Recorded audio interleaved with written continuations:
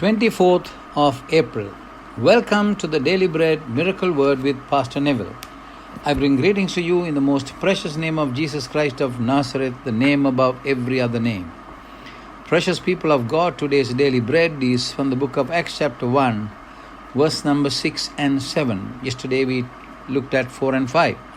So today verse number 6, and our theme is about what shall we do until Pentecost. Verse 6 says, Then they gathered around him and asked him, Lord, are you at this time going to restore the kingdom to Israel? If you remember yesterday's message, John baptized with water, but in a few days you will be baptized with the Holy Spirit, so stay in Jerusalem.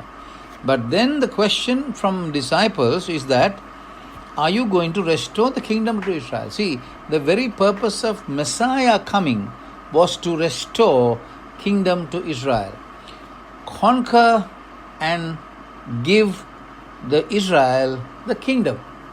This was the very purpose of Messiah, and it is prophesied through and through in the Bible, in the Old Testament. So it didn't happen. So he said, now listen, you wait in Jerusalem and Holy Spirit will come. But there's no talk about the kingdom. So I think that is the question the disciples are giving Jesus, saying, what happened to the kingdom? What happened to the kingdom that you are going to restore? Number 7, he said to them, it is not for you to know the times or dates or the Father has set by his own authority. So which means there are two ways of thinking, two avenues of thinking, two methods. The reason is that he's asking about the kingdom now, and also he's talking about the kingdom later, which means the second coming. The second coming. So two questions. Will the kingdom be restored now, or will Jesus come again now? So Jesus now is telling, it is not for you to know the times. So don't worry about the times. I will explain to you tomorrow exactly what you are going to do. But don't worry. For the moment, you stay in Jerusalem. For the moment, you expect Holy Spirit. For the moment, you wait for the Pentecost.